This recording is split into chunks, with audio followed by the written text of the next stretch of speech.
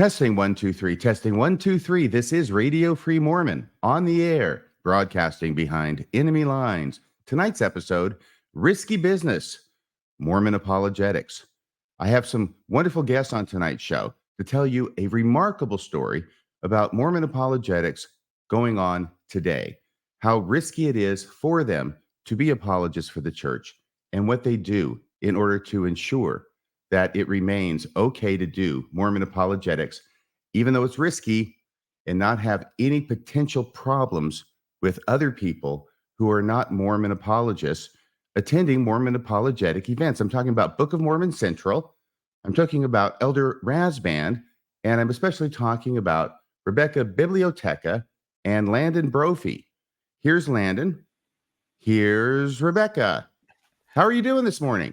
Good. We are fabulous. It is the morning of September 16th, 2023.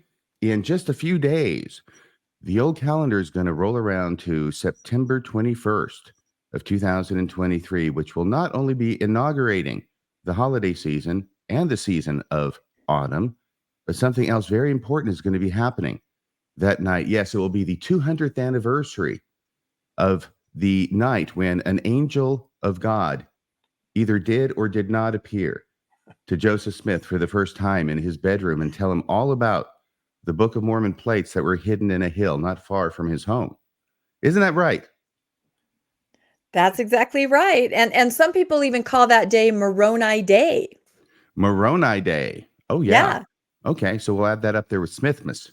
I don't think that's a bank holiday, though, unfortunately. I bet Utah might work on it. Yeah, Utah might be. It's going to be the biggest bank holiday and the holiday of the biggest bank. But why is this important? Oh, first off, before we even start with the story, okay, Rebecca, Landon, I know that you both do wonderful work on your podcast. Landon, I think your podcasts. Rebecca, so can you tell us about that? Start with Rebecca. About our podcast? Yes, sure, please. I can talk about that. Time. Yeah. Make the most of it. This is plug time. I know. I always forget we're supposed to do that. I'm such a novice. So, well, Landon and I are involved in two projects. We have The Good Book Club, which is a virtual national reading group for post and nuanced Mormons, where now that we know what we don't believe, we try to figure out what we do believe by reading. And that's really fun. You can find us on, wherever you find us. And then we also have Mormonish Podcast with the tagline of living a joyful life on the other side of Mormonism. And we just delve into all kinds of issues and situations and scholarship. And we have a lot of fun and really fun guests like RFM himself, right? He seems confused as to when he seems confused. Yeah. Have I ever been on your show? I don't think so. Yeah. He's denying everything. Of course. Deniable plausibility. Yes. Yeah. Of course I've been on your show. And yes, I was just muted. Okay, that is hilarious. That look on your face. I would never go on your... No. It's part of my shtick. Marvel t-shirts and muting myself accidentally. And muting yourself. It's all part of it. And that's why we're here, to experience the shtick. So yes. And RFM is a huge supporter of Mormonish. He actually gives us lots of really good advice behind the scenes and everything, as he does to a lot of podcasters. So we appreciate him so much. It's early in the morning, but I did just remember coming on your show. So I'm very happy to say that. It was quite a memorable experience. The 132 and the Nauvoo Expositor. That's right. We made your slides. Yeah. He also did our Christmas card for us. The voice. That's right. He read our poem. That was a long time ago. Right. Remember that? Yes. Yeah. We're like this. You may not know it. Yeah, we're like this. I'm the one over here. So. Okay. Have you plugged enough? Do you wish to plug some more? That's it. We're fine. So I'm doing the video thing, right? This is my third video attempt. Now Bill Reel has gotten me an overlay or a brand or whatever it is you call a template for the screen. And he's got this nice logo for RFM. And below it says RFM, radiofreemormon.org. And the problem is going to be, I'm just going to let the audience know this in advance, that once I throw all three of us on one side, which will happen as soon as I put some slides up, and hopefully that's going to work. Never done that before. Somebody is going to have to be behind the big square RFM. Take that how you like it. I'm talking about right now, the big square that's on the bottom left of the screen as we look at it.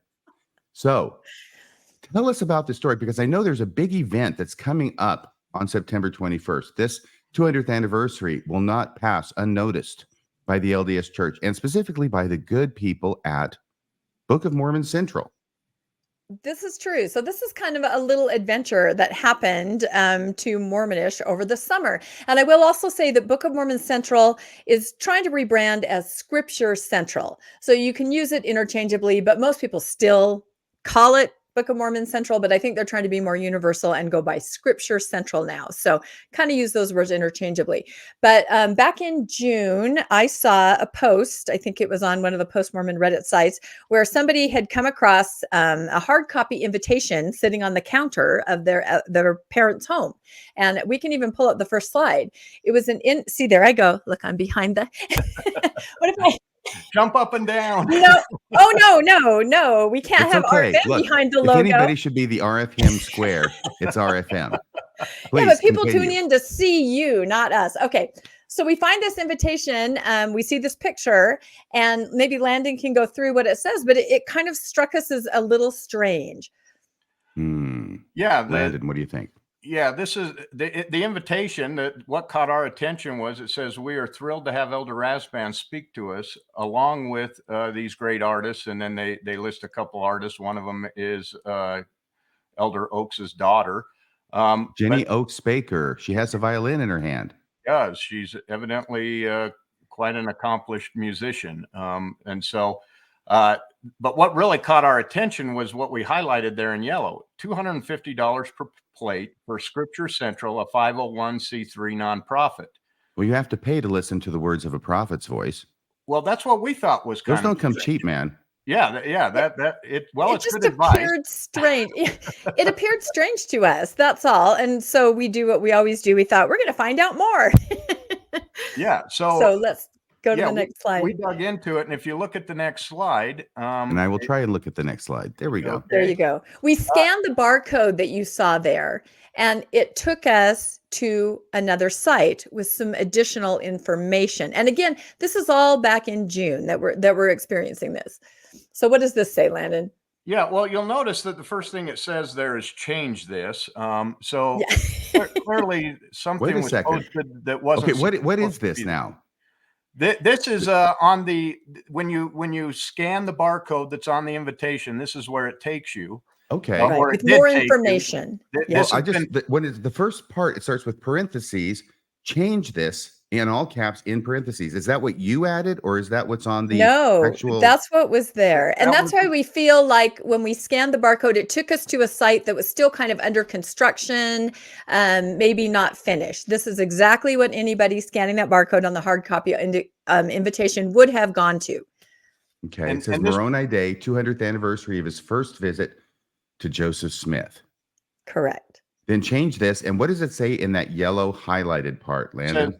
This is a special fundraising dinner to support Book of Mormon Central. Every dollar donated is a sacred trust helping build enduring faith in Jesus Christ. And then it goes on. Every dollar is sacred.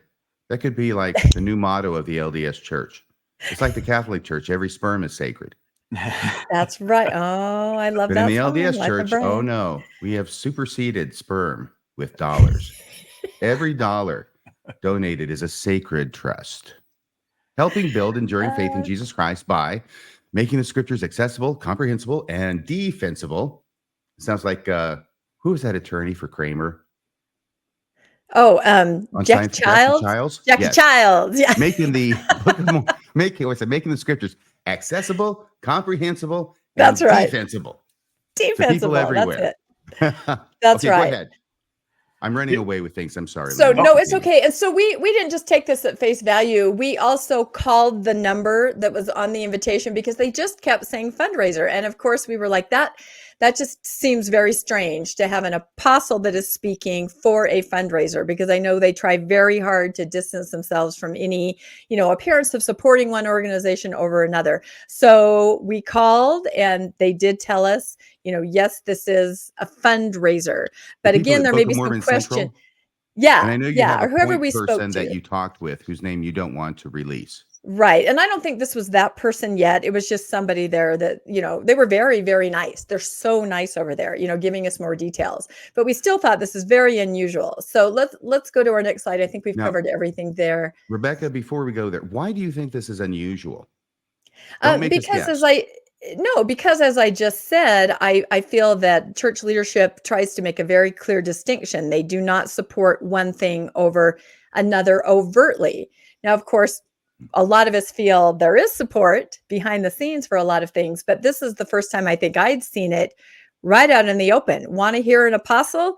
Come here and pay some money. I mean, it just seemed very different than anything I had seen before. Did you feel that way, Landon? Is that kind of your Oh take yeah, on it? that's absolutely why we, if this had just said he was coming to speak and at their Moroni day, it wouldn't have raised any flags. Right. What raised the flags was it was $250 a plate.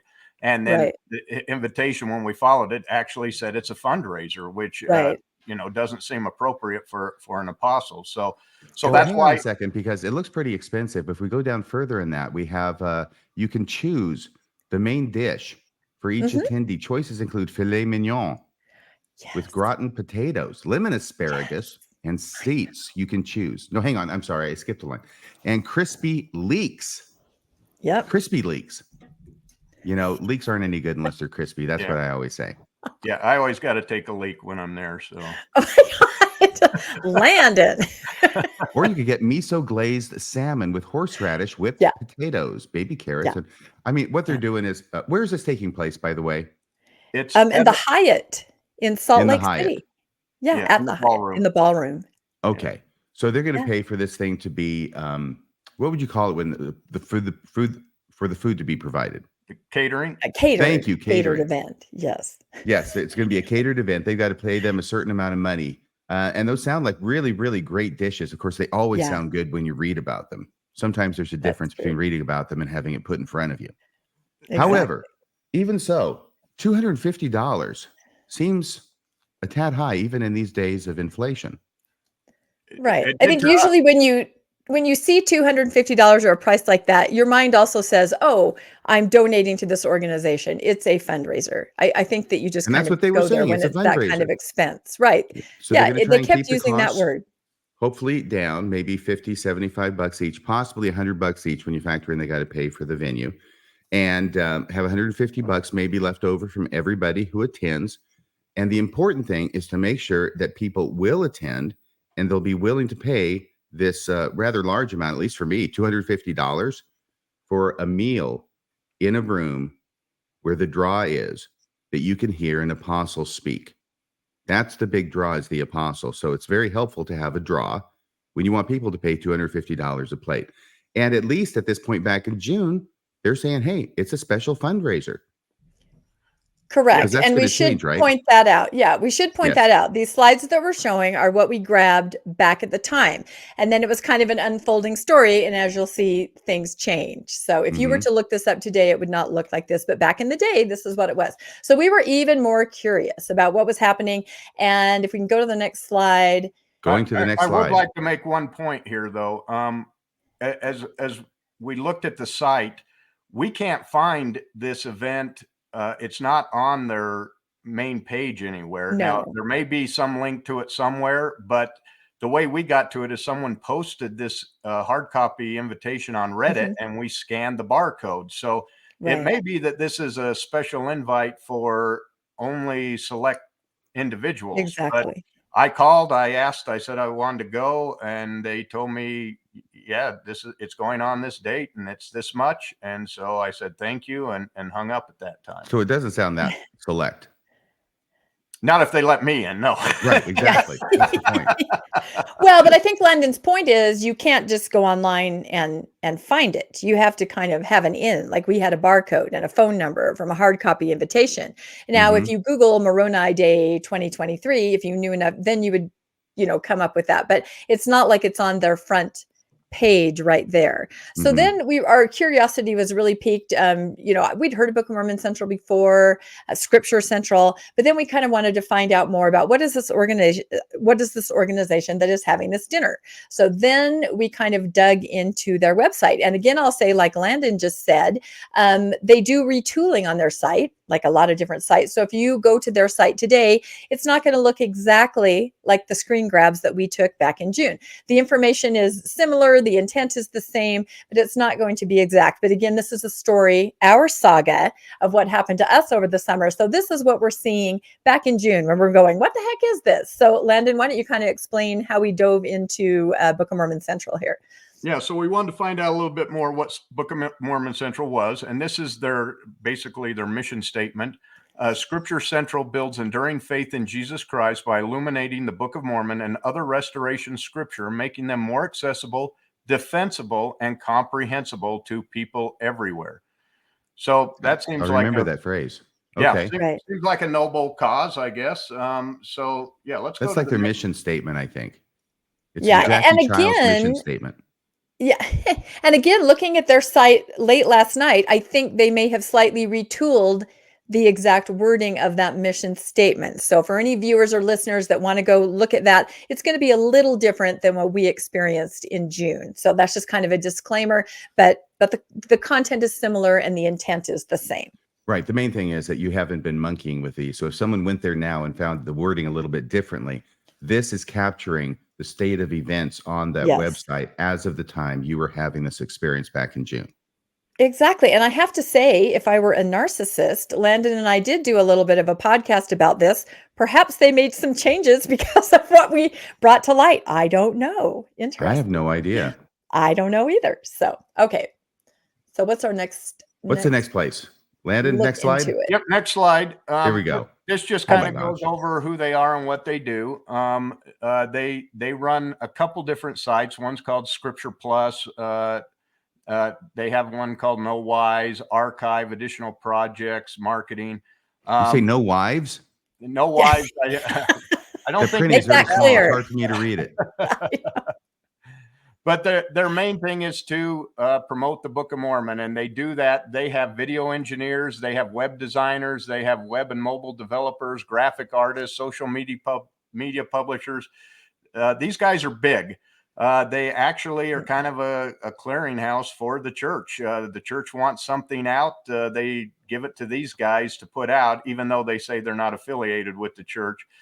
They certainly are using stuff from BYU. They claim to be kind of the farms. All the farms material is stored here that you can go and get. And so they're kind of a clearinghouse for all things Book of Mormon related. I feel like this is an organization that is set up to be what farms used to be before it got co-opted and renamed by the LDS Church. And I think everybody knows the story, but there used to be Farms, Foundation for Ancient Research and Mormon Studies. Excuse me, I'll put myself up here. I was going to say your Foundation for Ancient Research and Mormon Studies, and it was founded in, I think, 78 or 79 by Jack Welch. And I was very involved in this, at least as a consumer of what they produced, which was a lot of reprints. The idea was to be a clearinghouse of information about the Book of Mormon and other things related to Mormonism. But that was the Foundation for Ancient Research and Mormon Studies. It goes on, it becomes somewhat successful. It gets co-opted, bought by the church, moved offices onto BYU campus, and renamed the Neil A. Maxwell Institute for Religious Studies, or NAMIRS. And that has had its own trajectory over the years. But let's make it, I think it's safe to say that what NAMIRS is doing now is not what Farms was doing before. Okay. So this looks to me like an attempt to get back to what Farms was doing before, but now under a different name, being Book of Mormon Central. And I see Jack Welch's picture there. I think he's involved in this, which would make sense. Yep. He was one of the founders of Book of Mormon Central. All right. Next slide. Yeah. The next slide is their book, is their vision statement. And this is, they claim Book of Mormon Central is a nonprofit public charity that helps people everywhere build enduring faith in Jesus Christ by making the Book of Mormon accessible, let's all say it together, shall we? And accessible, comprehensible, and defensible. The most important one is defensible. I think they really like that expression. They're very proud of having come up with that. It shows up everywhere. They say we're supported by people like you and appreciate all donations, large or small. If you love the Book of Mormon, consider donating to the Book of Mormon Central and becoming part of this exciting movement. Now, on the top there, they have their 3 pillars of work: scholarly, and expert analysis, scriptural and teaching tools, and shareable and accessible content. We produce interesting, relatable, and easily shareable content for all major social media platforms. More important than ever in a post-pandemic world. But one of the things we wanted to point out there, you see their reach, 68 million people, 298,000 YouTube subscribers, 185,000 Facebook subscribers. You go down, 82% of church members have access to BMC content in English, Spanish, and Portuguese. So they're big. I mean, they're big. They're flooding the earth here. Flooding the earth with the Book of Mormon. Where does that come flooding from, the earth Rebecca? with content. Yeah, exactly. Somebody's statement somewhere. Ezra Taft Benson. That's right. I think we have that on video. So, but no, they definitely, if you Google things about the Book of Mormon, you'll see a lot of their content. You might not even realize it's from them because they have kind of these little, Scripture Plus. They have these kind of subcategories, but they're definitely flooding SEO, flooding the earth with all kinds of content about the Book of Mormon. And the reason they can do that is because they are funded very, very, very well. You look at the highlighted yellow there, your support. The BMC Keystone Endowment is a permanent $10 million fund being established by 2022 by a circle of generous donors. Very generous, I think. Yes, very generous, to allow BMC to expand our reach in perpetuity. In other words, this is the same thing as the church, that they can go on forever without any more donations, although they'll continue to ask for them. It says contributions of $50,000 or more will invite Keystone donors into the Legacy Donor Circle.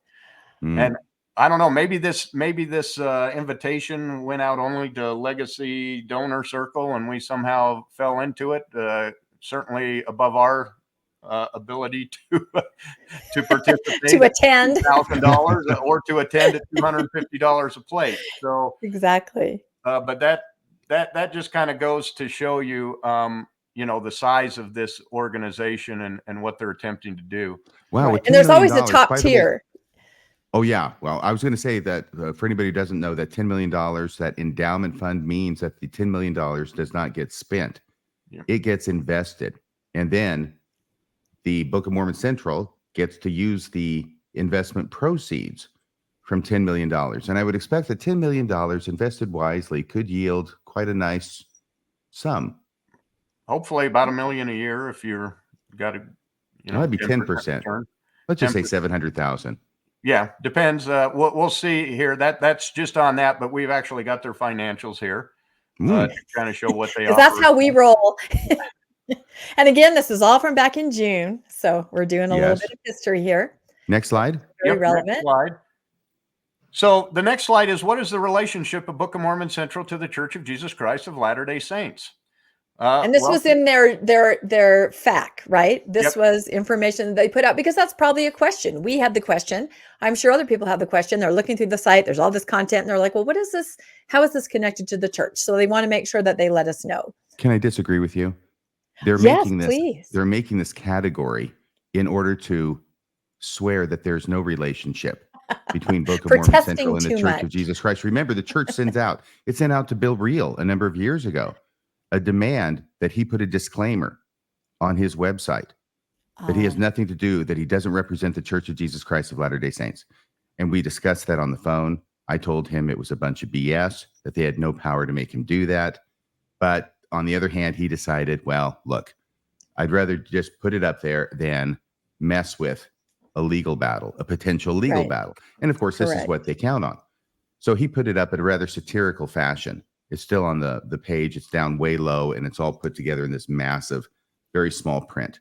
But so that's what I expect, is they want to make it very clear, whether they were asked to or whether they just already know, there can be no connection between Book of Mormon Central and the LDS Church. By the way, I haven't even read this. I'm presuming that's what it says. What does it say, Landon? Kind of, that's what it says. It says all BMC executives, board members, and employees are active, faithful, believing members of the Church of Jesus Christ of Latter-day Saints. So you can trust us. Some of our volunteers are members of Community of Christ or Restoration Branch congregations. So you can't trust them? Not at all. BMC receives no funds. Wonderful people. BMC receives no funds directly from the church. only via the Church of Jesus Christ of Latter-day Saints Foundation. Exactly. So in And other words, we don't receive it directly from them. They launder it through another organization before it gets to us. That's exactly what that's saying. And they are not controlled in any way by the church. Right. That's, of course, BS. Forgive me. They're faithful Latter-day Saints. What that means is if the church tells them to do something, they're going to do that. If the church tells them to not do something, they're not going to do that, regardless of how that message is communicated and through what people. Correct. And you can even see the next line there. The semi-official church news. I guess church news is only semi-official. Yeah, it's the Liahona that's official. Yeah, that's the only official semi-official. Man, who is writing this? They want to make article, sure that everybody understands that you can't trust the church news either. There could be things in there that are wrong, and we just want to make it really clear that it doesn't stand for the church. It's semi-official. All right, interesting. Yep. Semi-official church news ran an article about BMC in January 2016. Most of our readership are Latter-day Saints. Church departments have met with us. No kidding. Who else would they be? Well, it's Book of Mormon Central, for crying out loud. The critics may look at it as well. That's right. That's exactly what we did and got in trouble for. So we'll talk about that. But church departments have met with us to understand precisely what we are doing. So they're not overseen by the church, but church departments have met with them to understand. They know what they're up to. And those are the people through whom the messages are directed by top leadership. Yeah, we just want to know what you're doing. We don't want to have any input into how it is you're doing it or any ideas about how you could do it differently. Right. Don't ask, don't tell. Mm-hmm. Yeah, I'm not believing any of this so far, except for semi-official. The church has begun licensing the LDS 2013 edition of the scriptures to outside entities, and BMC received the first such license. So they have a license to the scriptures. Excuse me. Where was this again? This is on their website. The church has begun licensing the LDS. I actually meant in the paragraph because it's so small. The church has begun licensing the LDS 2013 edition, licensing of the scriptures to outside entities. And Book of Mormon Central received the first such license. What the heck? No, they're not really associated at all. So this is to show that there's no connection between the LDS Church and Book of Mormon Central, while at the same time showing there's a huge connection between Book of Mormon Central and the LDS Church. Absolutely. And then they tell you why they have the license. We republish these sacred texts with engaging enrichment materials such as art, music, explanatory notes, etc. in our Scripture Plus mobile app. We held our 2016 Moroni Day celebration in the Joseph Smith building on Temple Square. The church has sent some of their experts to consult with us and help us improve certain technical skills. Well, yeah, see, they have nothing to do with the church. There's no relationship between the church and Book of Mormon Central.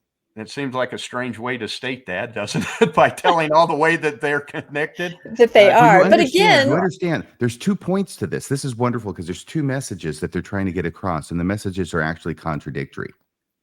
The first message is, we have nothing to do with the church. The church doesn't control us. They're not involved. So they have plausible deniability, or as my friend Bill Reel might put it, the church has deniable plausibility. But on the other hand, they want everybody who reads this to understand that really they are very, very closely associated with the church. The church is involved in up to its eyeballs in what they're doing at Book of Mormon Central. And that, my friends, is why you should not only read what we produce, but you should also donate. Those are the 2 messages that I see being attempted to be written in this. A little technical difficulty, but you can't see because I'm still hidden. Yeah. So they're writing one message, 2 opposing concepts in it, and they're doing beautifully, I think. Right. And again, I was going to say that is what struck us about that invitation. It seemed like a very glaring statement that the church is involved. Here is an apostle speaking here. It was almost like, oh, you said that out loud, which is why we decided to look into it, just because it seemed very overt when on the back side of it, they're saying things like, no, no, no. So that's why it's piqued our interest. Landon, and now you've got to the part that's highlighted. Is it okay if I read this and you stop me wherever you want? Absolutely. Yep. BMC Bowel Movement Central. It's an unfortunate acronym. Oh, dear. BMC. Wow, I hope that doesn't catch on. Yeah, no. BMC is not officially endorsed by the boom, see? Comma. Although, okay. Yeah, although there's the but. BMC is not officially endorsed by the church, although we are a trusted, independent organization. Yeah, independent. And by independent, we mean totally dependent on the church. Members of the 12 and the 70 have keynoted BMC events. I know Elder Holland spoke at one in 2017. I saw a video of that while I was preparing. Church leaders and employees work with us. They work with us. Leaders and employees work with us, both as private individuals and occasionally in official capacities. We hope our efforts help all of the religious organizations within the Restoration Movement who cherish the Book of Mormon. We hope our materials prove useful to missionaries working with investigators. We hope our approach helps many people stay in the boat, as Elder Ballard taught in his October 2014 and October 2016 General Conference addresses. Okay, I'm going to stop you right there. Please do. These next couple sentences are just boom. Yeah. Wow. Take it away. No, go ahead. Go ahead and read it. But okay. I want to highlight these next couple sentences. Our publications ultimately depend on research. Research is inherently exploratory and uncertain. Being completely independent empowers Book of Mormon Central to take calculated risks, which the official church would not be comfortable undertaking. If we are successful, the church benefits. If we are not successful, the church is not embarrassed. We support the church's mission to help more of God's children feast upon the words of Christ in the Book of Mormon. Well, that is very interesting. And by the way, that's the basis for the title of tonight's show, which is Mormon Apologetics, Risky Business. This comes from this statement by Book of Mormon Central themselves, talking about how risky it is for the church to do apologetics. Therefore, they farm it out to independent groups that the church funds and helps and has apostles speak at fundraising dinners. That's exactly right. That's the same way I read it. And, obviously, RFM, you're a lawyer and brilliant. I'm just a regular Joe, and I can read that. Right. Well, and I will say that this statement here, the way it's worded is, as far as I could tell, looking through it last night, is not on the site anymore. They've kind of retooled it into a list of bullet points, but the concept of this is the same. And the actual statement off the site that I pulled off last night, I don't know, I could read all these bullet points. They're pretty good. But what RFM is referring to is it says, because of the inherently risky nature of our endeavor, we expect to remain independent for the foreseeable future. So risky, ever-changing scholarship. Could you read that line take again? Those risks. I want to do something. Go ahead. Yeah, it says, because of the inherently risky nature of our endeavor. There we go. That's a reference for those of you over 50. Tom Cruise. We need a little Tom Cruise in there.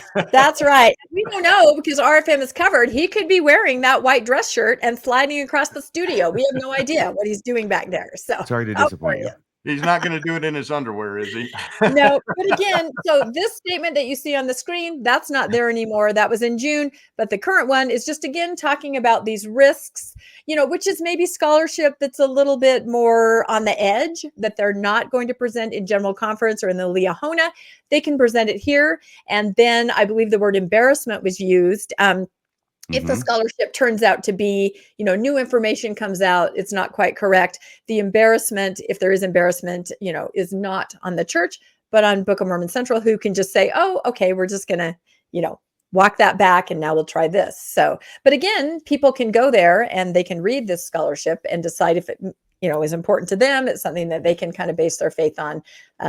But the risk is not on the church, and the embarrassment is not on the church. The way I read this is we're going to present some things that may not really be valid or may not be, verifiable, but it'll increase your faith. Therefore, we're going to say it anyway, even though it may not be verified. And then if we're wrong, it's on us. But the church gets to take advantage of its faith building to you. So the church takes advantage, but if it becomes an embarrassment, that's on us. Okay. Correct. Next slide. Yep.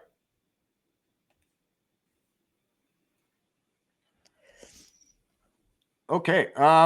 What will BMC do with the donations that they get? Well, when they reach their Flood the Earth with the Book of Mormon campaign funding goal of $8.9 million, they'll have an additional $90K per month for operations. So they're going to add 3 full-time employees. They're going to add some college-age interns to help. And so that's their plan, is to increase their presence. And the bottom one's kind of interesting. We will have a 40% market penetration rate among Latter-day Saints.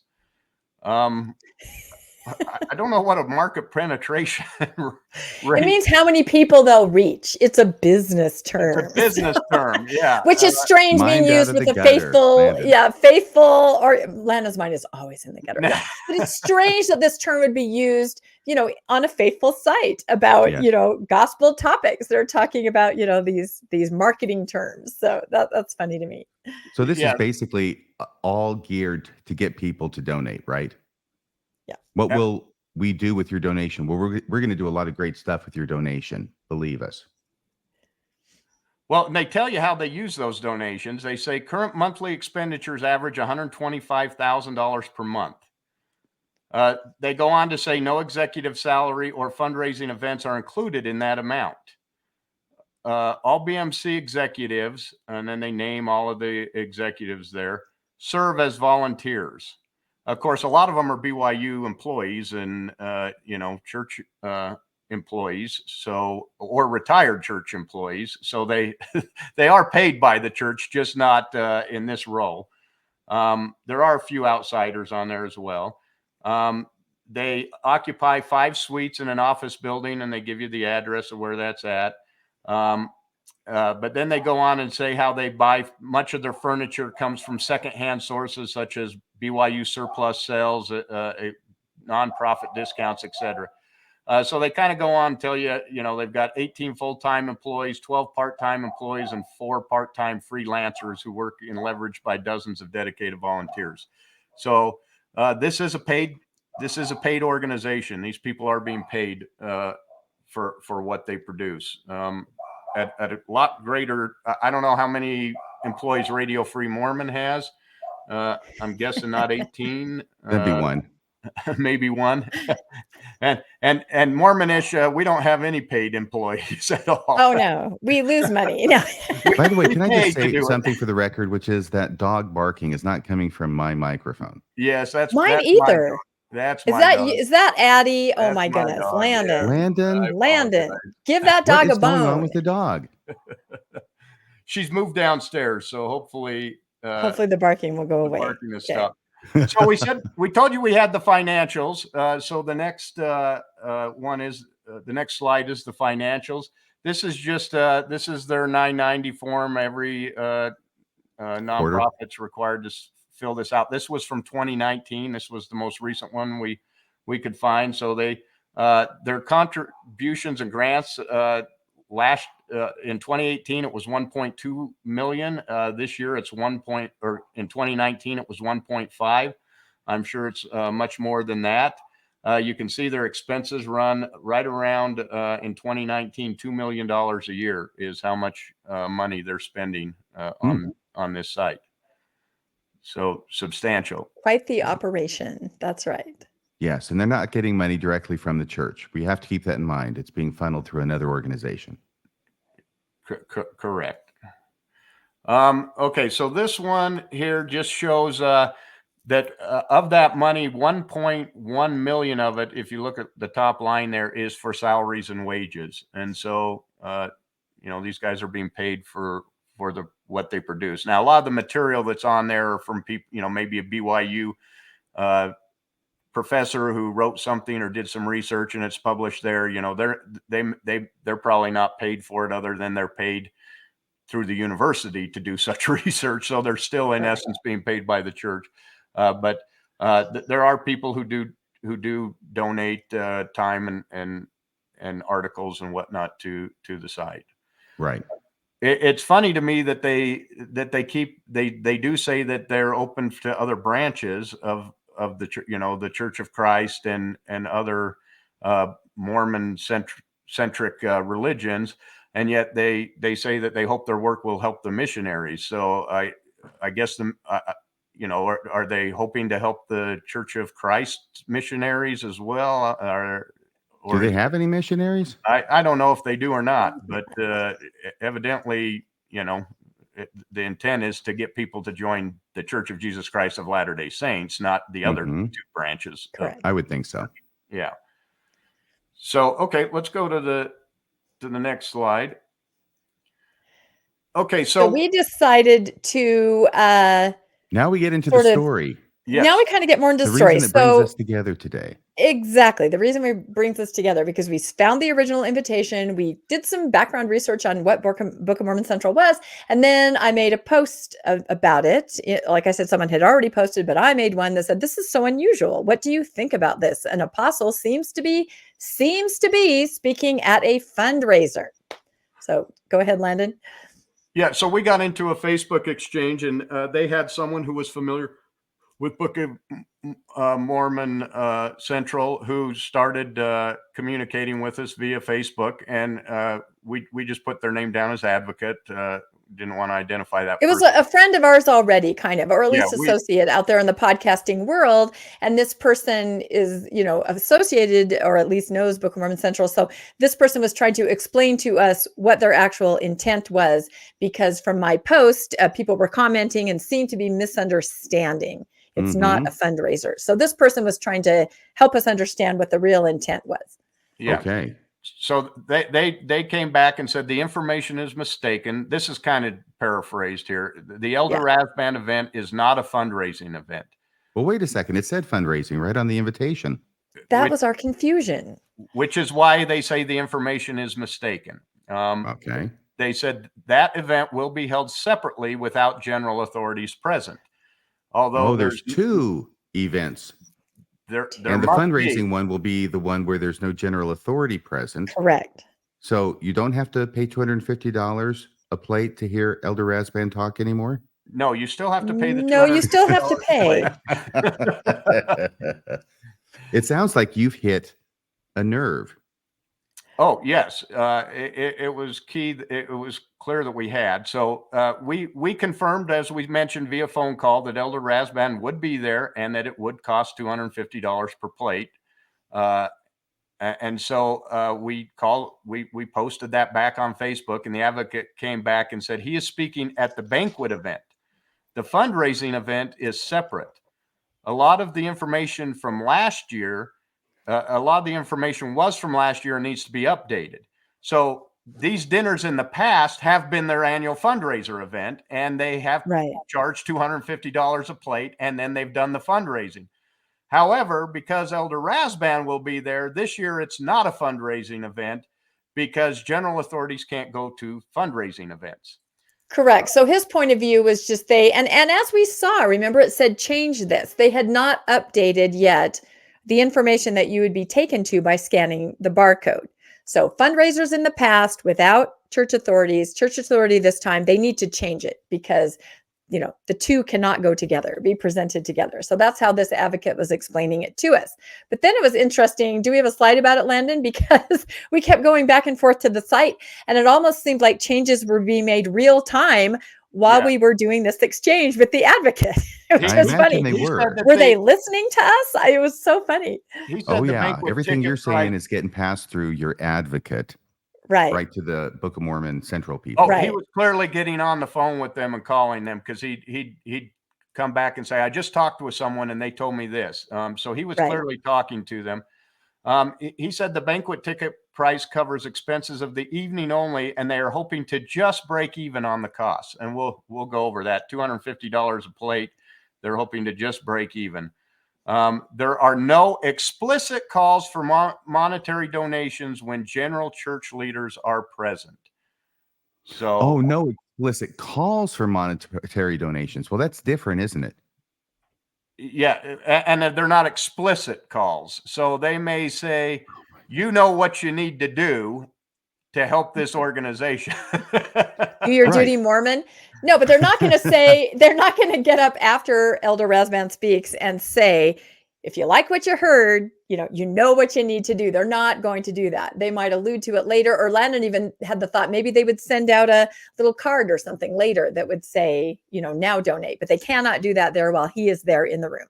Okay, this is just so transparent to me. Perhaps I'm cynical, but what it seems like to me, and I'll switch this out so everybody can see me. Thank you. What it seems like to me is they've been caught red-handed talking about a fundraiser with an apostle present. And so now they're going to define a fundraiser in such limited terms as to make it so that this is not a fundraiser. You're still going to pay $250 a plate to go hear Elder Razvan speak. That's not a fundraiser, they're saying, even though they said it originally, but now they've been called on it. So we're going to scrap that idea. A little bit too close there. And now we're going to say that a fundraiser only occurs if there's a general authority present and somebody makes an explicit call for monetary donations. That's what a fundraiser is. That's not what we're doing. Therefore, it's not a fundraiser. Correct. See And they that. so then they changed. So they changed. If you go to the next slide, they updated the invitation. Right. And so we went back to the site, but then we started noticing some other anomalies, I guess you could call them. It says, upon arrival, you will be greeted at our check-in tables in the ballroom foyer. There you can meet some of the Scripture Central staff, volunteers, and service missionaries. Wait a second. Service missionaries? Service That missionaries. stood out to us. Yeah. That means like official Church of Jesus Christ of Latter-day Saints missionary serving a service mission, right? Well, that's what we took it to be. That's what we took it as. And it was then explained to us that missionaries, when they are service missionaries, they are given time in which they can donate their time to certain approved charities, such as they could go work at a soup kitchen as a service missionary, and that would count. And so that is what the claim is that these are service missionaries who have chosen to do service for this organization, which is approved by the church. Yeah, except that's acting like the service missionaries are not on missions for the church, which they are. Correct. It's like No. they're just Well, and members anyone of attending. Yeah, I it's was just going like to some say member out anyone there has attending, walking volunteered. in. Correct. Anybody walking in and attending, if they're wearing their name tags, would definitely think the church had some kind of part in this evening because their service missionaries are there. So, and I don't know if they'd be wearing their name tags when they come, or if they would, just be regular people. I'm not sure, but it was strange to us. I'm just seeing more and more links between Book of Mormon Central and the church. Absolutely. Correct. RFM, could you read that bottom line that's highlighted under the picture there? That's a good question. It All is proceeds from this event go to support Scripture Central, a 501c3 nonprofit organization. Well, that sounds like a fundraiser to me. I don't know. I'm just a small town attorney. Yeah, again, confused, but this is all updated from the original, when we scanned the barcode, what originally appeared, this is their update, but still confusing to us, we felt. Okay, so what happens next? So go to the next slide and we'll see what those breaking even must mean. We looked at the ballroom. It seats 510 people. So if they were to sell 510 tickets at $250 each, they would Which raise they will, because there's an apostle speaking. Go ahead. Speaking. Correct. That would be $127,500 for that night. So if they break even, it costs $127,000 to host an apostle coming to speak to people. Right. By which I think you mean if this really isn't a fundraiser, then they have to spend $127,000 on the event so that they're not raising any funds.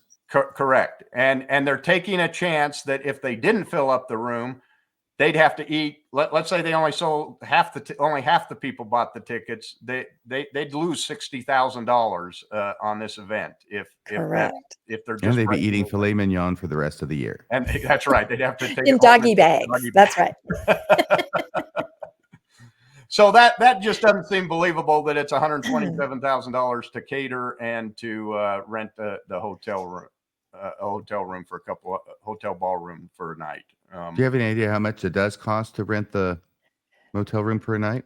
We were going to check, but we didn't. Yeah. Can I give you a guess on how much it costs to Give us rent a guess. a motel room for a night at the Marriott when you have an apostle speaking? Oh, we didn't think of that, did we, Landon? We did Now, not is this think the of that. Marriott or this is the Hyatt? It's the Hyatt, but still, yeah, I can see that. Is it Salt Lake City? Yeah.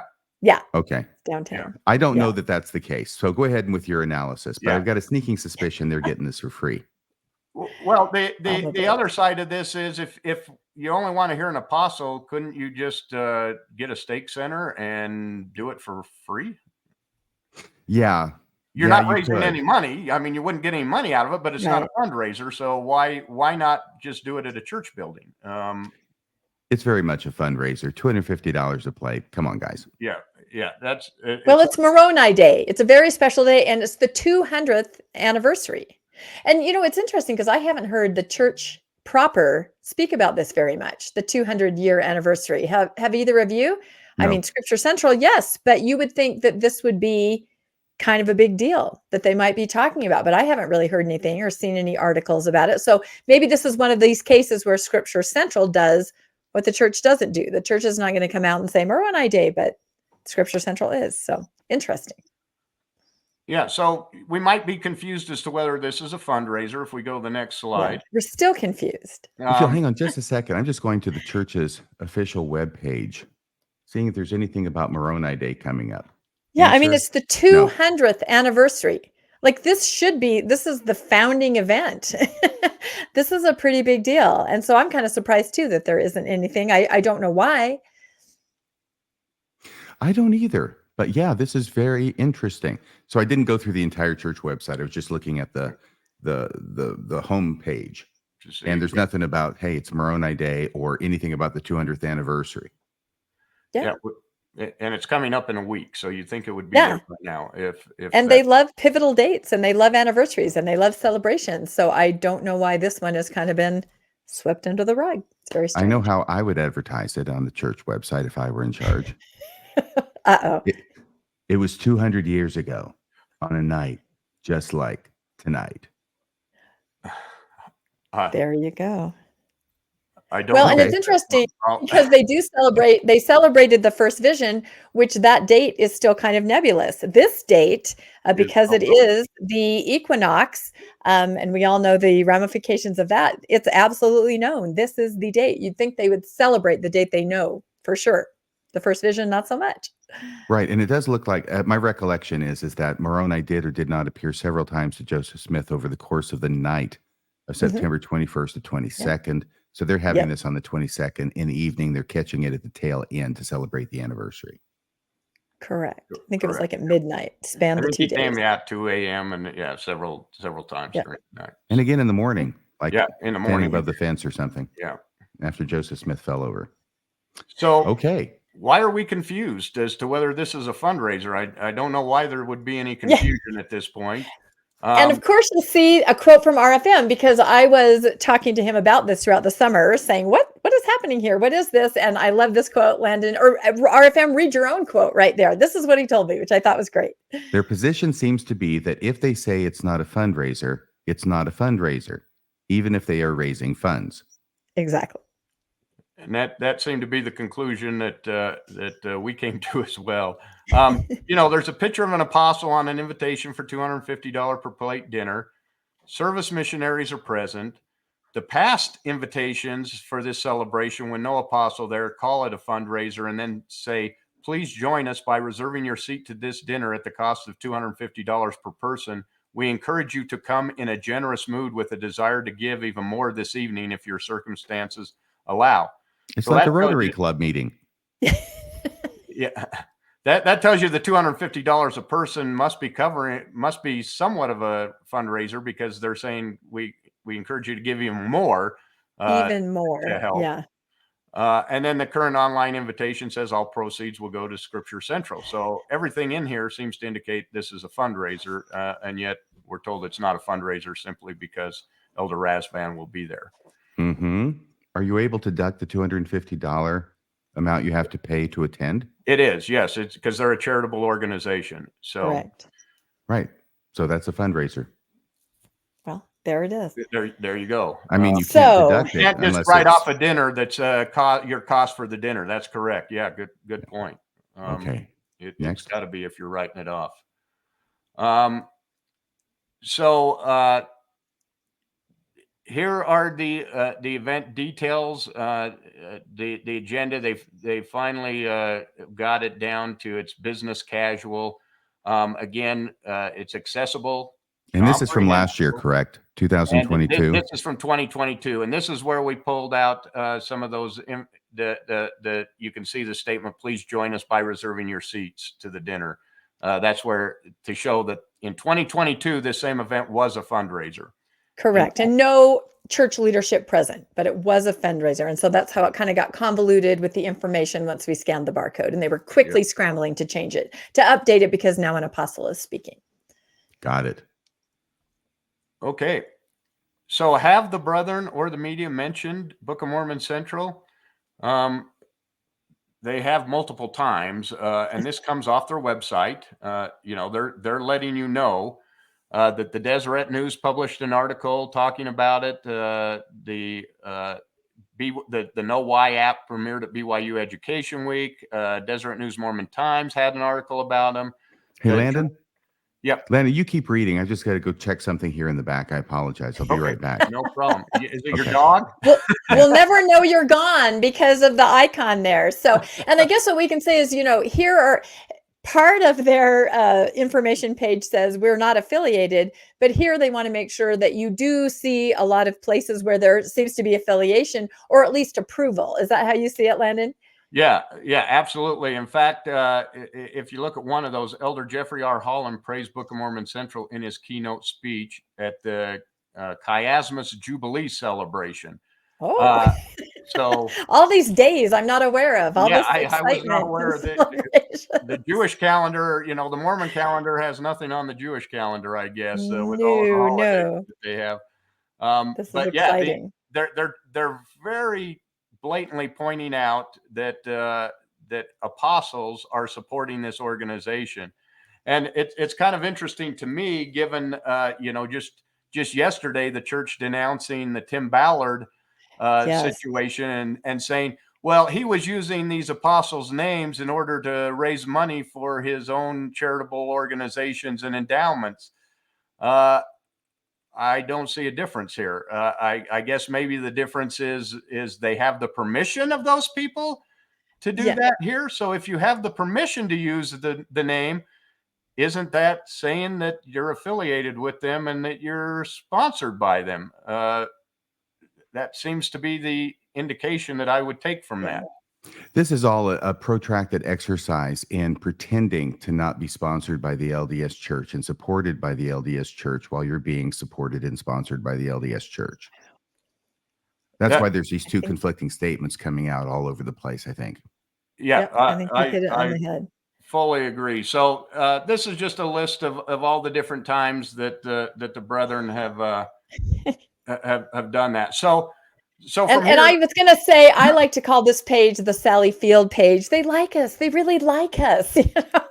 Please read this. See how much they like us, right? Right. This is how you're going to get donations from the faithful. Is showing that you are endorsed by the church. Yeah.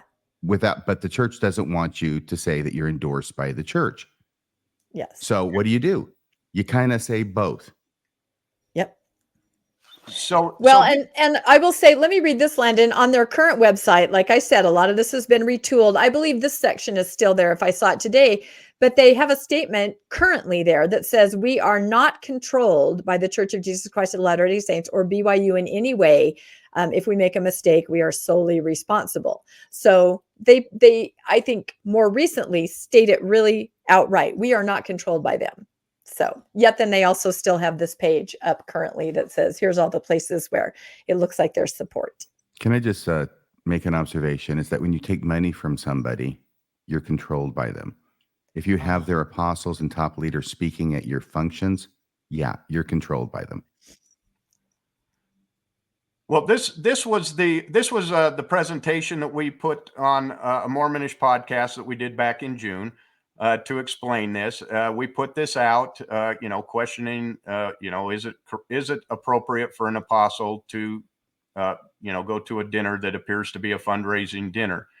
Exactly. Is this our final slide, Landon, from that? No, but the next one we want to hold off on. I mean, that's the more current one. Okay. Yeah. So yeah, no, that's exactly right. And as Landon was saying, we did this episode and we sort of joked throughout it. We sort of said, boy, I'd like to go. I like filet mignon. I like salmon. We made those kinds of jokes. And then suddenly, to our amazement, one of our listeners and viewers said, I want to send you guys to this. I will pay for the tickets. We were really surprised, weren't we, Landon?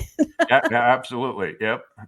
We were stunned. So she literally, this incredible donor, this wonderful listener viewer of Mormonish, paid for our tickets. She put them on her credit card, but we did have to give our names, our real names. Well, we didn't have to give our real names, but we discussed it and we said we don't want to, we don't want to appear false like we're trying to get in there and false Correct. pretense. We're going to say who we are. You made up a name like Landon Brophy? Yeah. you wouldn't think they'd recognize that, but Landon Brophy is not your real name? Yeah. Why would you choose that on purpose? No. So we had tickets. It's incredible. We're going to go. Landon bought a suit. I bought a dress, a sleeveless dress, and a sweater to go over that sleeveless dress because it's Book of Mormon Central. I was all in, and we were ready to go. We call that detrimental reliance in my field. That's exactly it. And we did not tell very many people about this because we're like, okay, we're just going to go. And, our intent was simply just to go and see what they were all about, learn more. We'd already looked at their website, connect with some people there. I feel like we probably already know some of the scholars there because everybody's out there in the podcasting world. Yeah. So we were actually excited to go. So then a couple weeks later, all of a sudden, our wonderfully generous benefactor texted me and she goes, hey, my charge for those tickets on my credit card was reversed. So we no longer have tickets. They uninvited us. They sent the money back. So to Landon and to myself, that said, they looked at our names, they uninvited us, but we weren't going to let it stand there, were we, Landon? Okay, hang on a second. Did you receive some tickets in exchange for the money? No, we were supposed to get an email. Yeah, we were supposed to get an email and that never came. How long did you wait? Correct. Like weeks. Yeah. Really? Yeah. However, the benefactor, our generous donor, she received something, that said your credit card has been charged, the tickets have been purchased. So she was sending us screenshots from where she had signed up for the tickets, but we never received anything, even though Landon put his email on, and we should have received, the online tickets, but we didn't. So we thought that was weird, and we kept meaning to call, but it was still in the future. But then suddenly we were told by the donor, nope, they reversed the charges on my credit card. They gave me my money back. What did you do with no then? explanation? So with no explanation. So I got on the phone and called him up, and I talked to one of the guys that runs, one of the. I don't want to say his name. He was extremely nice. They're so nice over there. They are so nice. And he said, well, you guys hurt our feelings with the podcast that you put out and claiming that we were selling an apostle. And I said, okay. So you did a podcast about this over at Mormonish? Yeah, that's what you were describing. We did a podcast with these same slides that we just showed you. And that's how we made jokes about we'd love to attend. And that's how the donor, who watched our podcast contacted us and said, hey, I saw your podcast. I'd love for you guys to go. That would be really interesting. So that's how that all happened. You're raising all these questions about why is this a fundraiser and they're making all these changes. Yes. Exactly. It's exactly pretty much what we just went through with you, which is why the slides are from back in June, because this is what we had put out on our own podcast. So apparently they'd seen it and they actually said the words, you hurt our heart, which made me feel bad.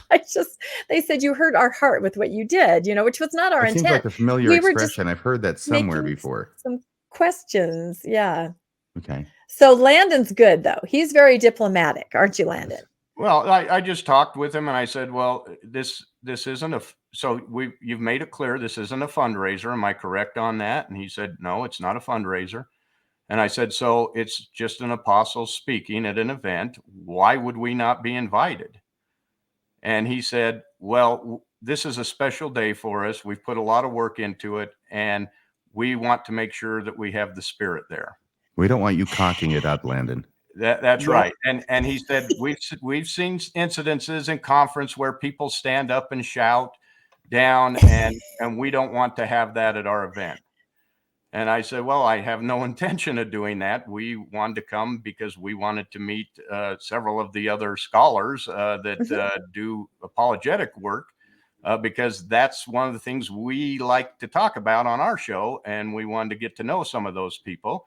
So, and again, it says Church of Christ, you're welcome. It says that it's an organization for all people interested in the Book of Mormon. And I think post-Mormon people are still in that group of people who are interested in the Book of Mormon. And very knowledgeable. Mormon chapels also have a sign out front that says visitors welcome. What's your point? Exactly. And that's how we took it. We thought that we would be just fine there, and we were really excited to engage with the people. But he did seem concerned that we might do something or say something that would take away from the evening. I think he actually said something to Landon like, can you vouch for that lady that you're bringing with you, that she'll behave? Of course, no one can. Landon, is that true? Yes. Yeah. What did they say to you about this lady? They didn't, unbelievably, they didn't know Rebecca Bibliotheca or hadn't seemed to have heard of her before. So they, thank goodness. As best as you can recall, Landon, what did they tell you? What did they tell you? But they basically, I said, well, the lady actually has a son who's on a mission right now. Landon, hold it, back up. What did they tell you? About Rebecca? What did they tell you? Yes. In other words, Rebecca's saying what you told her they said. I'm trying to get back to you. Oh, the first party account. Yeah. Oh, you think they use some other derogatory? I have no idea. I just want to get the best witness.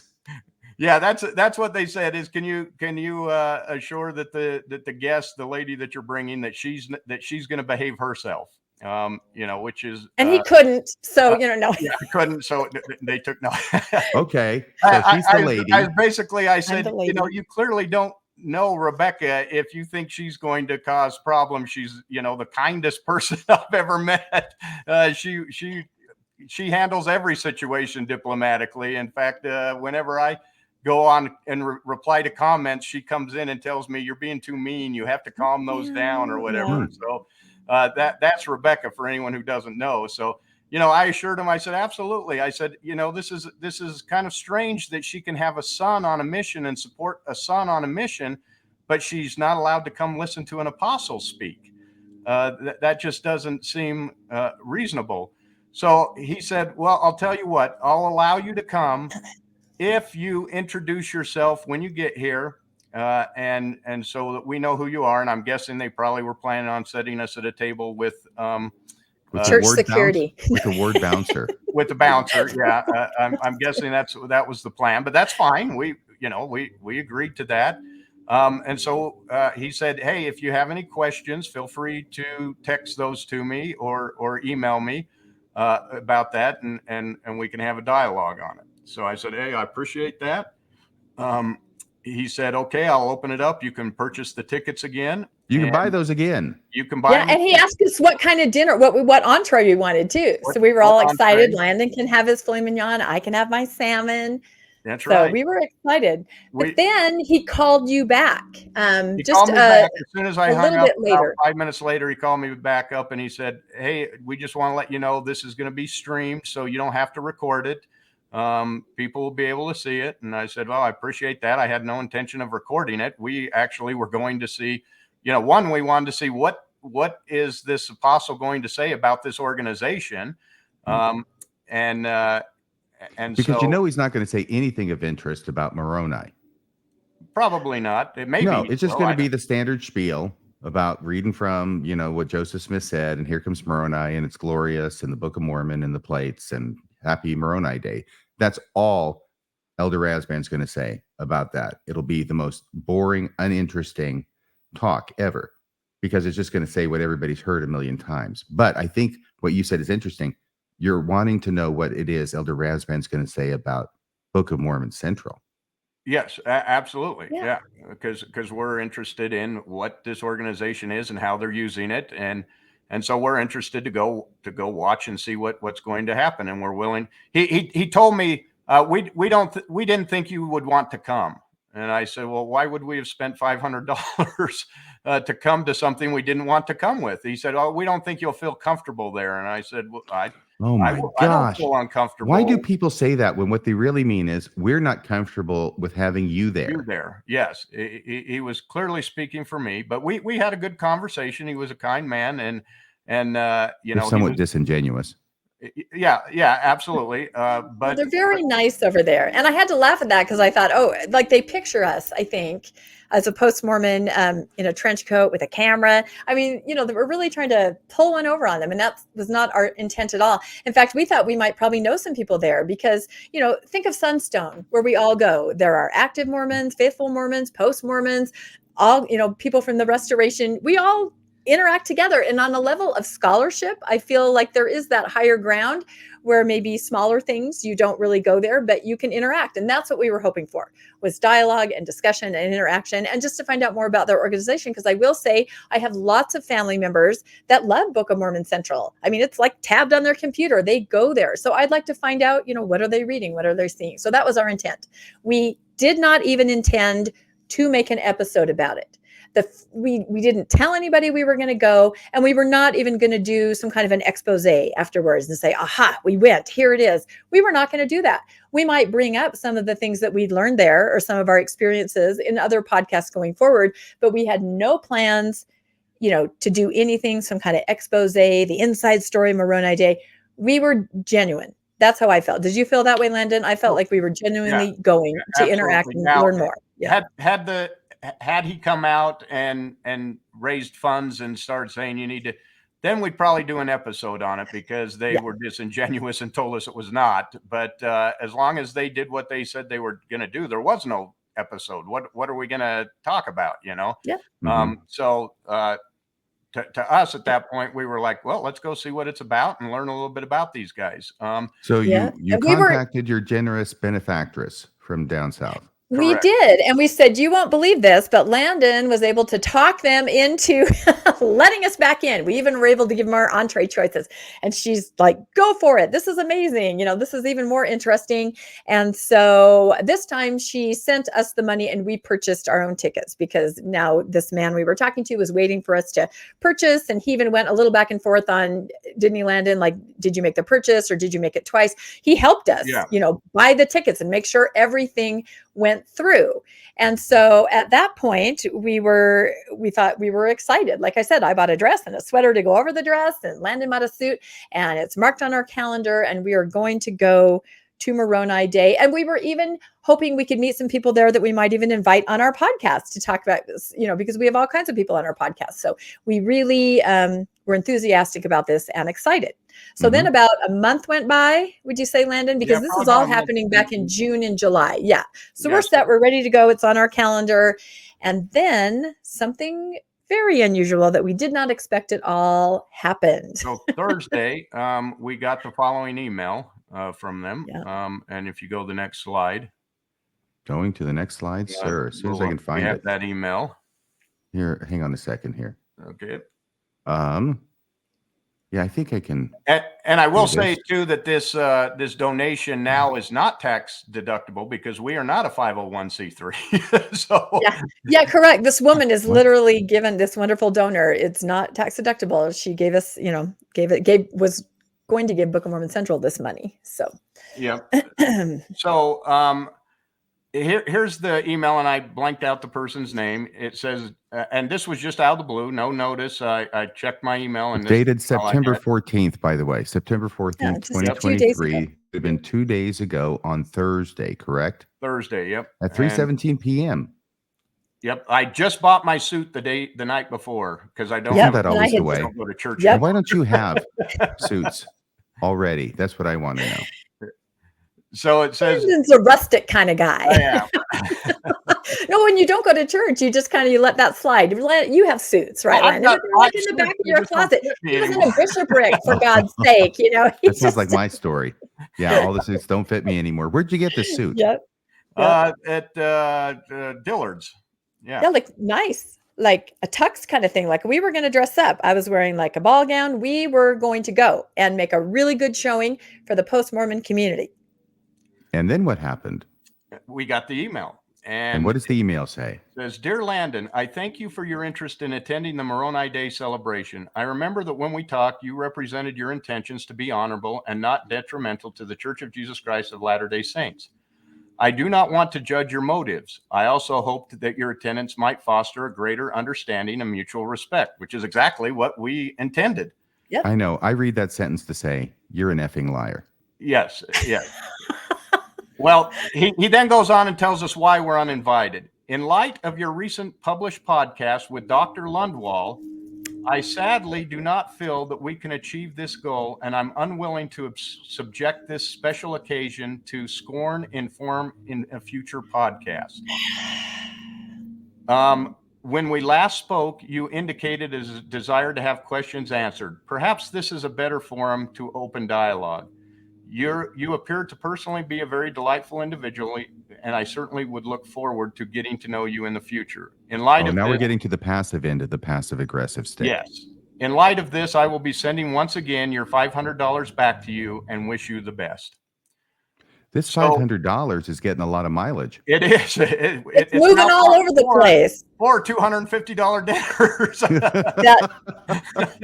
Our poor donor, it's very confusing to her, but she's been extraordinarily gracious and amazing through the whole process. So I will say to Book of Mormon Central that email hurt my heart. I mean, it really did. And I know we'll get into this, but Landon and I were at a event with Richard Bushman last night. This is a faithful type event. We know how to attend these things. I made a list while I was sitting there of all the different faithful events and conferences I've gone to, and there are a lot. And we're not there with any kind of ulterior motive. We really are there to listen and to learn. There's no scorn. There's nothing like that. And so to be disinvited like that, it was really surprising to me. I mean, I podcast with a lot of people. I made a huge list over on Steve Pinecker's show. I'm a co-host. You know, he has more of a faithful audience. I have a list of like 15 faithful guests that I've interacted with that I consider my friends. You know, we move very easily between all the worlds of Mormonism, and being a post-Mormon is part of that world. So I just think they really misunderstand what we would have done. But the other takeaway from that, did you notice the podcast that they called out? So we've been around Dr. John Lundwall. So we've been around. No, exactly. We've been around our podcast for less than a year, and we've done probably 70 episodes. And some of them are a little more hard hitting, like Cody Temple or Heber Temple. You know, there are all kinds of things that I can see that they could take exception with. But our series with Dr. John Lundwall is just pure scholarship, Book of Mormon scholarship. And that is what they called us out on. And to me, that's more telling than anything else. I don't know. How do you guys feel? Yeah, remember, if you go back to their pillars, scholarship was one of them. And they specifically said, we're involved in a risky business, because they understand that this scholarship could be questioned. And so why would they take exception to that? And I actually was just looking, I found this morning on actually Mormon News Roundup. Dives had a little section that had Tad Collister on there, and they played a part from him, and he said that critics should not just come and criticize the Book of Mormon. It was on them to provide answers. So somehow they get to make the claim, but it's on us to provide the answers. But okay. You did. We did. We did. Dr. John Lundwall did. Yeah. What Dr. John Lundwall did was he provided his research, his analysis based upon his expertise, which is largely devastating to the truth claims of the Book of Mormon, or that the church has for the Book of Mormon as being an authentic ancient record. And we couldn't figure out, you know, at first I was going, well, that was pure scholarship that we were talking about. No snarky remarks to scholarship on the Book of Mormon, which is what you're about. So I called John and I talked to John, and he said, well, remember, I referenced their material in my presentation. And so I sent you a video, and I don't know, I've just got a small section of that. From your show with John Lundwall. From our show. Yeah. He was so fantastic on your show. We had him on Mormonism Live not too long ago. Right. That's what I was going to say. He's actually working on a series with us. Part 4 just dropped. One of the sections he did do really well on Mormonism Live. It was incredible, but it's such an interesting series as he's just going through sort of evidences of the Book of Mormon. And one of our hopes going to Book of Mormon Central was to talk to some scholars and invite them to come on and engage with Dr. Lundwall's research. We wanted to kind of have a section of Mormonish where we called it peer review, or because a lot of people weighed in on YouTube on the comments. You know, a lot of apologists kind of attacked or gave their own opinion. We would love to have some kind of dialogue. And that was one of our other goals for going, is to meet some people that might want to engage with Dr. Lundwall. We want to listen and learn too. So back and forth, tell us what you think about Dr. Lundwall's research, but we're not going to have that chance now. We're not going to be able to go and meet anybody. So it's so interesting. So I'm going to try and put up this video clip from your show, Dr. Lundwall, talking about Book of Mormon Central resources, right? Right. All right, here we go. Let's give it a try. Analysis. I just want to know what civilization, I mean, we're looking at the Americas, either North America or Mesoamerica, or, you know, any of the Americas. At this point, Antarctica and the Arctic too. Well, we'll go anywhere in the Western Hemisphere. What civilization would be writing a 1,000-year history on gold plates? And so here is, I just pulled from Book of Mormon Central. They have an article posted on there entitled "The Top 5 Archaeological Evidences for the Book of Mormon." And, you know, that's interesting. The top 5. These are the top 5 archaeological evidences.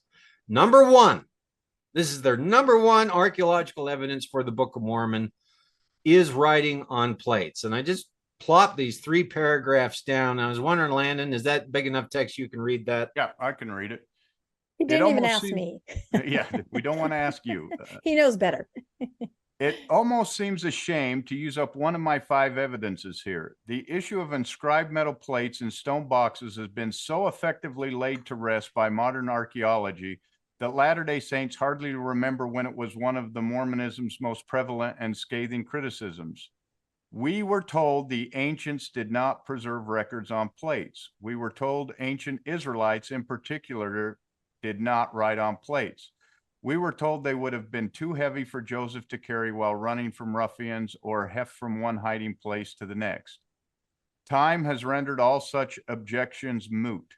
Hundreds, if not thousands, of examples of metal plates, copper, silver, bronze, brass, and yes, gold, many in stone boxes, and even some bound with metal rings, have been unearthed in places as diverse as Spain, Bulgaria, Italy, Greece, Korea, Egypt, Syria, Iran, even Mesoamerica, too many to mention.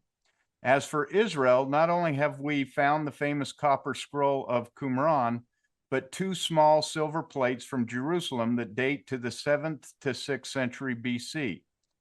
Finally, we learn of a shimmering gold and copper alloy called tumbaga by the Spanish that has existed from pre-Columbian times, the same composition described by Joseph's brother William, bringing in the plates at a nice, heftable weight of 40 to 60 pounds.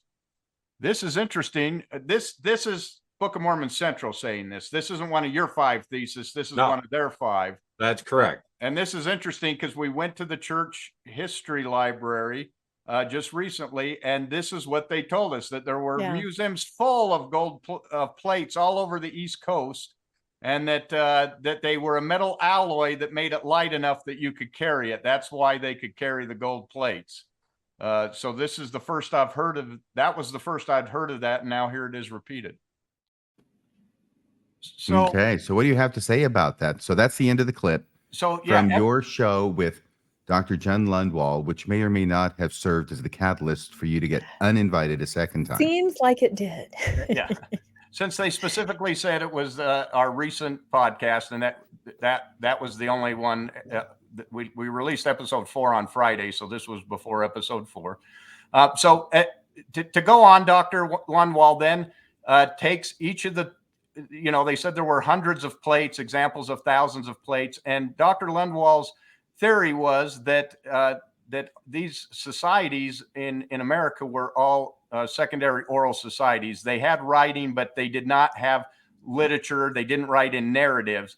That if there was writing, that it would be an incantation. It would be a blessing. It would be A ritual. A ritual, a song, a hymn. That's what you would find on these plates. You would not find narratives on these plates. Or history. Yes. So he took each of the examples they gave, and so he went in, he took each of the examples the Book of Mormon Central gave of plates, and in every case, they were small. There was one case where there were 3 of them bound by a ring, but there was just like 3 little plates, like 3x5 cards. I think that was the one from Bulgaria. From Bulgaria, yeah. So he went through each of the different ones, and he pointed out that none of these were narratives. None of these met the requirements of the golden plates that are necessary, and not just with the gold plates, but we know that there were multiple plates. The Jaredites had plates, which meant, the Babylonians would have had them. The Jews would have had them because they brought the brass plates, so they were writing on plates. And then you've got the golden plate. So you've got at least 3 cultures that are writing narratives on whole sections of plates. And so lo and behold, he went through each of those. And what we found was on each of those plates that they referenced, it was a ritual. It was a small prayer. It was something dedicating. It was something that you would expect from a secondary oral society, not a complete literate society that like the Book of Mormon. And so he said, you cannot make this jump that just because there's a ritualistic plate, that means that people were writing chiasmus and Hebraisms and different things in a literate book. Complete scholarship by every stretch of the imagination. And if we recall that is one of the focuses of Book of Mormon Central is Book of Mormon scholarship. Yep. So here some scholar used their information to point out some issues in the Book of Mormon, and that's what got us uninvited from this event. Is evidently nobody is allowed to question the information that Book of Mormon Central puts out. Even, we know you're not allowed to question an apostle. You're not allowed to question the doctrine. Now you're not even allowed to question the science that is put out, or I would say pseudo scholarship, because that's what this is. He went on to point out that Timbaga is from Peru and never made its way into Mesoamerica. So to claim a gold alloy for the Book of Mormon is seriously flawed, because that technology never existed in any of the areas that would have been called Book of Mormon land. And certainly no plates were ever with writing on them were ever produced from Timbaga. So you can't just pick and choose, is what his argument was. We have to put it in context. It has to meet certain requirements. We can't just find a metal plate and say, oh, we found it. It's here. It's it. Well, and again, he was not saying you're an idiot for believing that. He wasn't making any commentary. It was pure scholarship, things that he had arrived at, things that he had studied, and he would love to engage someone on that. He says that all the time. I would love for somebody to come and talk to me. Let's talk this out. Let's back and forth. It's called peer review. This is scholarship. We're not giving opinion. We're relating our findings, and let's talk to other scholars and other scientists and talk about it, and let's arrive at some conclusions. But simply presenting that information was too much. And we believe that him using some of the evidences right from the channel are, what made them think that we were going to scorn them, or whatever the words were, which I can absolutely say we were not. So we're very disappointed. That's all I can say. I'm sure they are. Can I ask you a question, though, about these writings on metal plates? Yes. Did the Book of Mormon Central people mention the fact that descriptions of people writing on brass plates and other metal plates were available to Joseph Smith, including in the Apocrypha, in his family Bible, in the book of First Maccabees?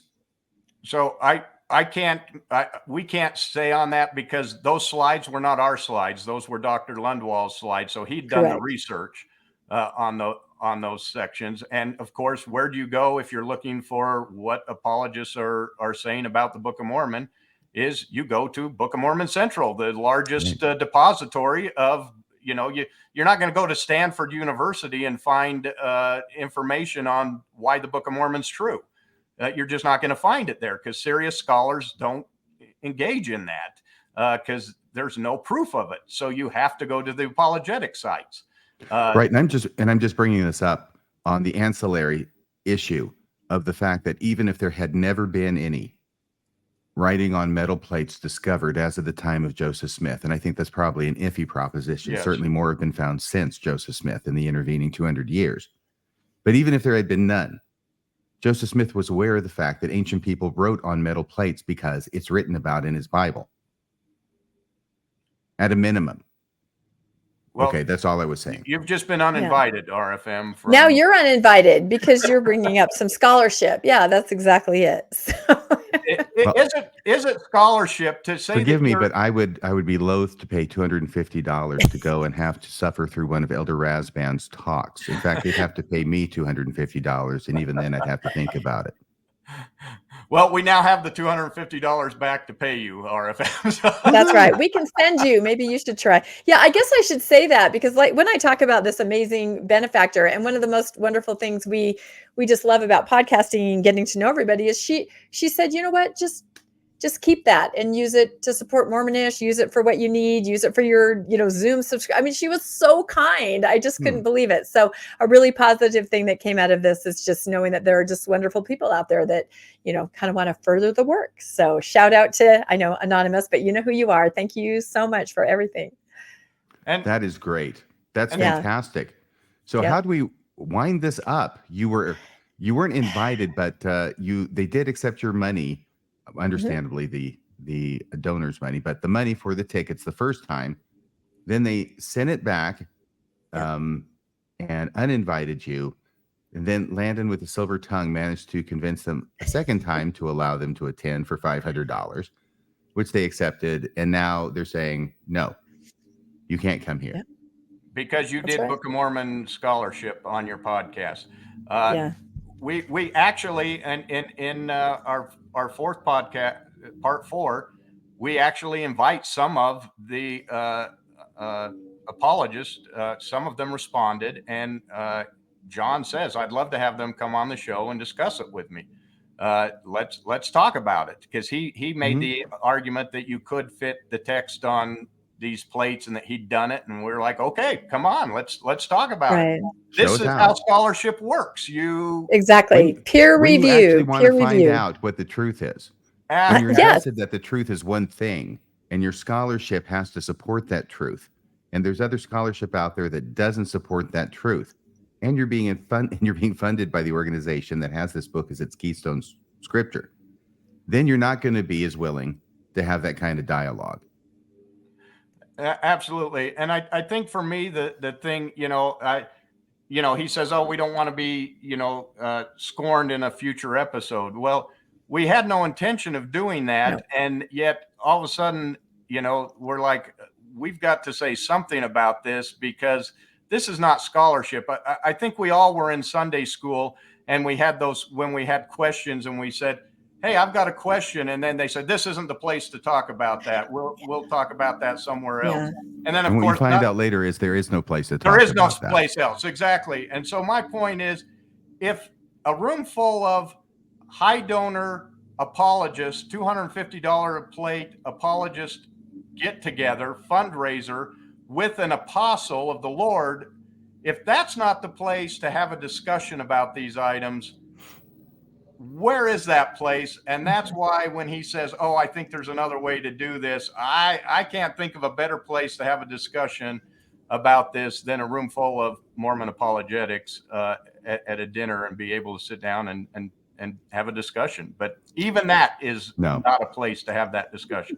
No, there is no better place to have this. There is no other place to have this. That is pure hokum, what he's talking about. He's not suggesting or actually intending on having any further discussion with you. This is a way to pawn you off and get you out of this room with an apostle in it. Now, you must understand that all these scholars, these Mormon scholars, and apparently the apostles too, they're all delicate geniuses. Mm-hmm.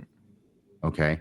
And they can't have anybody saying anything, or actually, you wouldn't even been saying anything. I mean, there's so much fear and distrust that comes here, and it's unfortunate, and perhaps a desire to control what happens and what doesn't happen within a certain, realm. You can understand that you wouldn't want people picketing or jumping up and shouting vulgar things or disruptive things at an event like this. But the fact that they think that you would, and then they allow you to buy tickets again, but now it's because you had John Lundwall. That is the proposed reason. Part of me thinks they were looking for a reason to boot you again. Yeah. But the other part is, why pick this one, this particular podcast, this particular scholar? Why is it that just having him on your show, he's not coming to the dinner. No. Why is it that just having him on your show makes it so that you can't come to the dinner? That's what's interesting to me. There's a little bit of guilt by association going on, I think. Yep. No, I think so too. And like we said, we have over 70 podcasts about all different topics. And some of them are more snarky, if I can use that word. Some of them definitely I can see them going, oh, the things you said there, that's probably not appropriate. But this was scholarship. And we would not have even brought up John Lundwall. It's not like we're going to sit down at a table with some people and say, hey, let me show you this clip. That is not what we were going to do at all. We really were there just to talk and to interact and to learn. And honestly, to try to maybe meet some people, maybe they would bring it up to us if they recognized us and then get a dialogue going. Like Landon said, we have put out calls to various people that have commented on YouTube that are more apologists and said, please talk to us, so we didn't have any evil intentions at all, but I do understand that fear. I think there's a misunderstanding between Mormons, post-Mormons. I get that. And that's why when I sat there at that Bushman event last night, and in my head, I was going, yeah, I went to this and this, and I interacted with this person. These are all faithful. I go to church. I support people giving their talks, all of this. I move in the Mormon world. That's why I say post-Mormon, just on the other side of it. And I move respectfully in the Mormon world.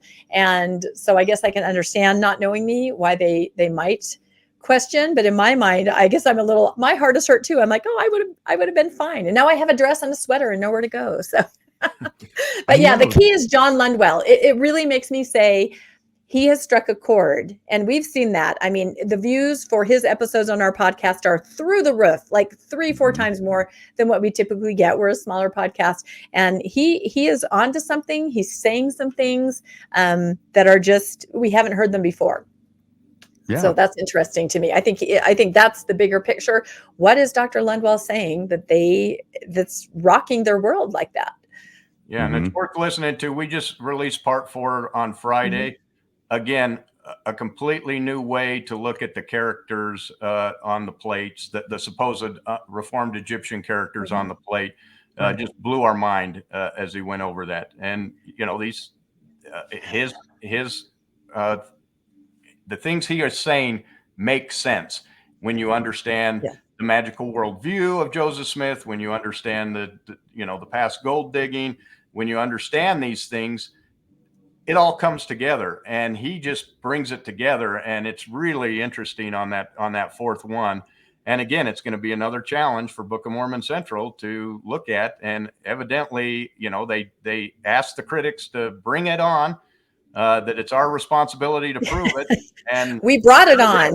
So, but we evidently and we got banned with them when we present evidence. So, okay. Well, I want to thank you both for coming on the show, Landon Brophy, Rebecca Bibliotheca, if that is your real name, and look, I'm winding down. I want to give you both a chance, starting with Rebecca, then Landon. I know you both said a lot of things here in closing, but if there's anything else you want to say, this is the time to say it. Rebecca. Whew, on the spot. No, just what I said before, that, post-Mormons, I believe, and people argue with me, are still Mormons, culturally a Mormon, raised in the church for decade after decade, and we're still all in the same circles. And we care about truth, we care about scholarship, everyone's doing their part in their own way, and we want to engage, and we want to talk without animosity, with dignity. And as I said, I interact with a lot of faithful Mormons on different podcasts, and we have a great time together. We talk about things. There is common ground. There are ways to interact and to be friends. And that would be my hope. And again, Book of Mormon Central, I understand why you did what you did. I'm sad I'm going to miss out on that blackened salmon. That sounded amazing. And we totally would have. You understand why they did what they did. Yeah, I do understand what they did. Why did they do what they did? I think fear and misunderstanding of the enemy, perhaps. I mean, I'm the lady that can I behave, right? I'm just the lady. They don't know me. They don't know what I do. And they lump me into a group of, I think this just a huge misunderstanding of really what post-Mormon's goals are and what they're like and what they think. And so I do understand that. And that's why I hold no real animosity. I'm just disappointed I don't get the salmon. But no, I hope moving forward, maybe a podcast like this will make other apologists say, you know what? Okay, I'm not scared to engage. Let's engage. Let's talk. And I'm not kidding. Landon said, let's have a section on Mormonish that's called peer review. And I put the call out to a few apologists. Come talk to us. I would love to hear another point of view too, because we shouldn't be so closed off even on the post-Mormon side. We should be open to scholarship too. We can't shut things down either if we believe what we're saying. We need to listen and then make our own decisions. So absolutely. Thank you for that. Landon, what do you have to say in closing? I was just going to say that, I think Book of Mormon Central serves a purpose. Their purpose is to provide answers to, faithful answers to questioning members. I have no problem. Accessible, comprehensible, and defensible. Defensible, absolutely. That's their purpose. And I remembered it. I think that was exactly it, wasn't it? You'll probably make a song out of it pretty soon. But I have no problem with that. But someone needs to check that scholarship and make sure that what you're putting out is accurate, that it is comprehensible, defensible, and whatever the third one was. Accessible. You don't have as good a memory as RFM. Someone needs to check those. They need to be fact checked. And just like our stuff needs to be fact checked. Fact checking is not the friend of Mormon apologists. It is not, but it is the friend of truth. And that's why we put Lundwall out there and we said, we welcome you guys to criticize the information that Dr. Lundwall put out. We welcome you to come and address it on our show, because that's how we get to truth. And so to me, bravo, Book of Mormon Central. I don't see why you need $10 million to put out truth. That seems like it would be a lot cheaper than that to put out. We're able to criticize on a $0 budget, but now we have $500 to do it with that we were trying to give to Book of Mormon Central. So you should see our arguments go way up now that we've got $500 to use. That's right. We have street cred. Street cred. That's right. You had to go there. But wonderful for them. The people were nice. This podcast, nice. We did not go on here out of spite, but we did go on here to say, come on, guys. This grow is ridiculous. Up. Is that really what you want to say? Yeah. Not to put words in your mouth. Absolutely. But grow the freak up, guys. Come on. Quit acting like a bunch of scared babies. Don't claim to be scholars if you're afraid of criticism of the stuff you're producing, because that's not scholarship. Yeah. How about don't claim to be scholars if you're afraid of scholarship? Yeah. Absolutely. Yep. Very well said. Like a lifeguard who's scared of the water. That's right. That could be TikTokable. I'm thinking you need to do it. So thank you so much again, Landon, Rebecca. I'm going to take you off the screen now. I'll close and I'll talk with you afterward, though, here for a second. Okay. Here we go. Thanks again for coming on the show. Thanks, everybody, for watching. Thank you for all the people who make monthly donations and any other kind of donations to Radio Free Mormon. If you are interested in making a donation, and I hope you are, please go to radiofreemormon.org, click the donate button, make whatever donation you feel is appropriate. $5 a month would be great. I ask for no more. If you want to do more, that's fine, but $5 a month. Your donations do keep Radio Free Mormon broadcasting behind enemy lines. Well, that's about all for tonight. Until next time, this is Radio Free Mormon, signing off the air.